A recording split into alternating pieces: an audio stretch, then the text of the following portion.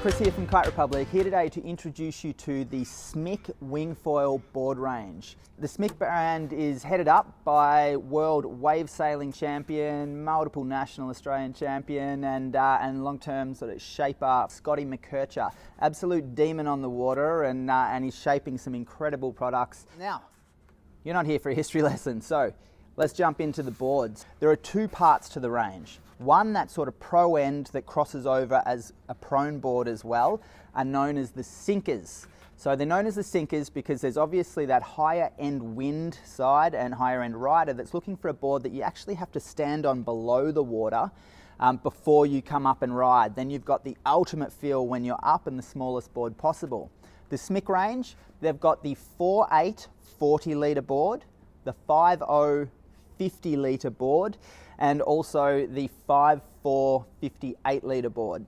So those are boards. I'm actually riding the 4.8 as my prone board at the moment and love it. I'm also using it as my wing board once it's above about 19, 20 knots, and I don't have to worry about sort of being able to get up and out of the water and the rest. So really nice boards. Then the ones that the majority of people are going to be looking at are these ones. These are known as the floaters, or the boards that when you're kneeling on, you can actually obviously float above the water and take off a little bit easier. So the floaters, they come in a 5.0 by 26, that's this one here, this is the smallest in the range, 5.0 by 26, and that's 82 litres. After that you jump up to the 5.3 by 27, and that particular one's 91 litres. After that we jump up to the 5.6, which is 100 litres, and then there's a 5.8 at 109 litres. So a really good range from everyone that's looking for something above a sinking board at that 82 litres right up to the 109 litres. If you're looking for bigger than that, then we jump out of what's called the wingfoil boards and into the slab boards. Now the slabs have a very similar shape and those boards go right up into very large literages as well. He separates them out of the wing foiling because they can be used comfortably for sup foil and also for wing foil, and very good across both of those sections there. That's a separate video, so check it out up the top there if we've made it and linked it already. Anyway, let's jump into this board here. So this is in the main section. This is the 5.0 by 26 that we're looking at. First thing you'll see, the board looks exceptional. It's just a really well finished, nice looking board. You can see by the shape of the board, they haven't gone with that super cut off nose and that super thick front end of the board. It's sort of a more refined, more towards that sort of surfier look. And obviously Scott comes from that wave category as well. So I'm sure looking at it, that's probably had a bit to do with it.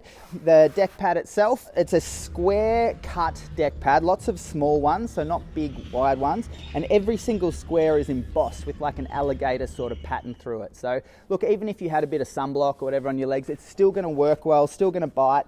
In terms of wing boards, it's something we've never had to really do apart from getting onto a sup, I guess, for people in the waves, but we spend a bit of time on our knees with the top of our feet down just as we're taking off. That's a really soft part of our foot, so there's a lot of people with a few little cuts here and there from the harder deck pads. I'd say this is sort of a mid sort of density deck pad, maybe towards hard. They don't tend to wear down at all, but they also don't really chop you up. Nice little kick at the back as well. In terms of placement, you can see the inserts here, which I'll talk about properly in a second, but the inserts come to here and they line up really well. You're always after pretty much the inside arch of your foot. You want that sitting roughly in line with the back of your mast, and that'll tend to give you the most efficiency. Some people will tend to bring their foot up for pumping as well. So now let's have a look at the inserts. So you can see on this board, you can have the straight inserts, so you can use it from both sides and actually have your one straight one there, or you can have that cross pattern, so you can have an insert sitting across. We've been chatting with Scotty a fair bit on this one as well, and there will be an inline change. So from the September shipment onwards, they will be coming with Y inserts. So you will be able to have two front straps to allow you to be riding on both sides with a separate strap angle. First thing you'll see underneath here is that the whole rear end of the board here is fairly flat in terms of there's not too much rocker. That's obviously one great because You don't want your foil on a different angle to the rest of your board. But 2, it's a very efficient and fast way to have it. So it just allows you for that takeoff to get that extra bit of speed. We move towards the front and you'll notice that pronounced nose rocker. So you imagine you're coming off a wave or you're coming down, basically just touching down.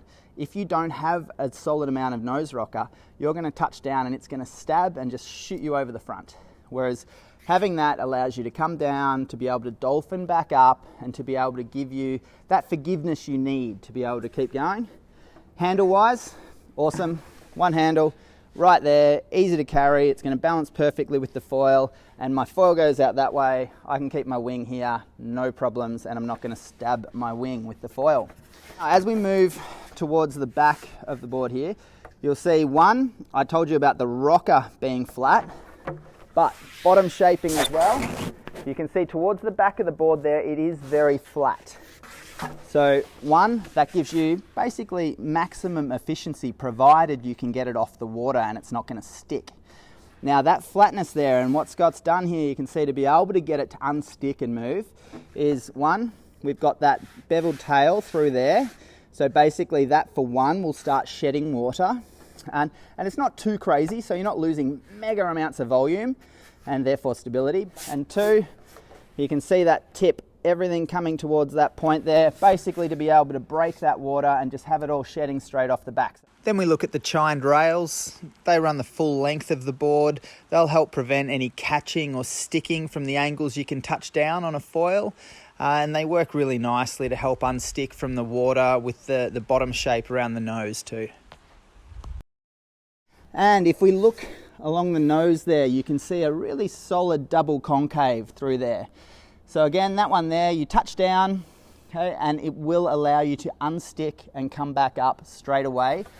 As opposed to if it didn't have that, you'd touch down and you'd have quite a lot of surface area and width of the nose that would be trying to basically just suck onto the water.